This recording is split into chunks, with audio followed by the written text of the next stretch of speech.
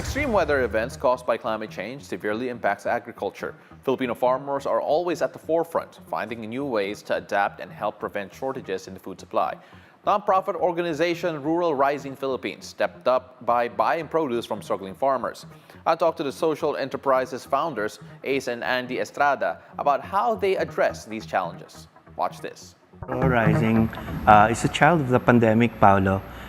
In April 2020, we posted a post on Facebook that spoke about farmers giving away their produce for free because they're not able to sell to middlemen coming up from Metro Manila. So when we posted that, it went viral and people started asking us, let's help the farmers bring the produce down to Metro Manila and we're going to buy it. So we brought down 3 tons of vegetables using a rented government truck. In 30 minutes, we were able to sell 3 tons and we were able to do it again and again. Fast forward, we're at 4 million kilos of produce rescued. Have you already seen a difference, siguro, in the habits, planting habits, the crops available throughout the years because of the changes we've been seeing as of late? We've always been inherently a typhoon-infested country, so these climate change, frankly speaking, I think it only changed their behavior and habits and planting processes only by a bit because they've always been ravaged by typhoons anyway. Yeah. So in fact, that's what we've been discussing na in terms of behavior. You know, the farmers, they got this mindset na ang pagtatanim is a gamble, is a sugal. So you never know whether you thought today is a good day and then tomorrow you wake up, something happens. But they've already developed that mindset. So what happens is the farmers, they don't really do anything in particular and big to help with the climate change. Wala yun. It's not impactful for them because they've been living with it for so very long. Of course, right now we're seeing extreme weather events more often. Are you in some way affected by that as well, so Rural Rising? Very much. It affects the way we interact with the farmers, how we help them. It actually dictates the problems we need to solve for them. Recently with Typhoon Karina, we have to change hoses. Yung mga inanod, yung mga hoses in the rivers. Most of our farmers are dependent on rain irrigation. So with the advent of bad weather and climate change, what they plant and how they sell their vegetables and for how much is completely dictated by the weather. Have you seen, siguro, a dip in production as well from the farmers? I know you're expanding how many farmers are actually helping and reaching, pero from a per farmer basis, do you see a fluctuation on the ground with regards to yung production nila? Well, I would say we are rescuing less now. I'm not sure if that's a good thing. Because when we say rescue vegetables, we're not talking about bulok na. We're talking about, these are still good ones, but there's just a lot of supplies. We also have farmers that already made the decision to stop planting, like give up. And this is probably the most worrying trend because kung producers ng food natin, they give up and suddenly they wake up and say, I won't plant anymore. I don't want to do it anymore. Then we're in trouble. Why are they giving up, in your opinion? Or based on your experience, rather? So much challenge to become a farmer these days. There's the costing, there's the weather, there's changing government policies on importation, challenges like competition from abroad for vegetables being imported to our country. It's just so hard. The problem with the farmers is not really about their ability to plant, but the marketing aspect of it, the logistics aspects of it, for this produce to reach a good market so that they could get a good price for their efforts so they can plant again. This is the biggest challenge of our farmers right now. Can you tell us a bit more about yung rescue buy na process ninyo? Our rescue buy. So rescue buys, we go to the farmers and ask them what they have to sell and we buy it for double the farm gate price.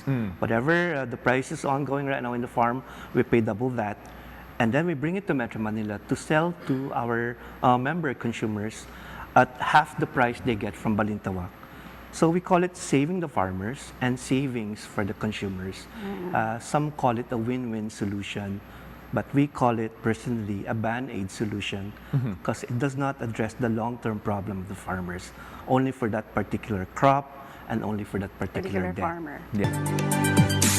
Welcome back. You're still watching Weather HQ. Here's part 2 of my interview with Rural Rising PH founders Ace and Andy Estrada. I know Metro Manila can access rural rising. How about the Visayas and Mindanao? Is there a presence of rural rising there? Sometimes we get requests from faraway places and say if it's not something that's very highly perishable, then we could do it. We Go do ahead. things like community-supported agriculture, where people subscribe to a box every week of rescue produce. And we're going to do something called Box All You Can. It's a gamified helping. We put in 30 tons of vegetables in a central space. And then people will run in, 10 minutes, fill what they can in their boxes. Has it ever become violent, yung yeah. box all you You can? have no idea. Surprisingly, yes. Surprisingly violent. I don't know if it's surprising. I mean, kung may mga mangga doon na, like, Oh, yeah, you know. yeah. Tumataob yung crates. Okay, yung crates, hindi yung tao. Yeah. Yung tao na rin. Minsan rin. Okay, sige. Obviously, this is something a bit different. It's breaking the norm. You take a look at the future of agriculture here in the Philippines. First of all, how do you see it? And second, ano yung dream mo? If I look at the ability of farmers to plant, our produce is better than anywhere else they can get it, imported man yan. Our farmers, gusto nila magtanim. This is what they live for.